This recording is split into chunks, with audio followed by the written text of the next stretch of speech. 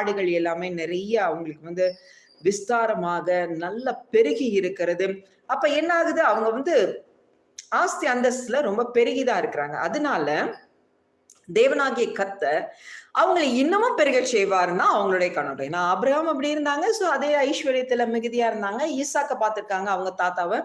அவங்களும் மிகுதியாக பெருகி இருந்திருக்காங்க. அடுத்து நம்ம அப்பாவை யாக்கோபை பார்க்கறாங்க. அப்பா வெறும் கோலும் கையுமாக வந்தாரு.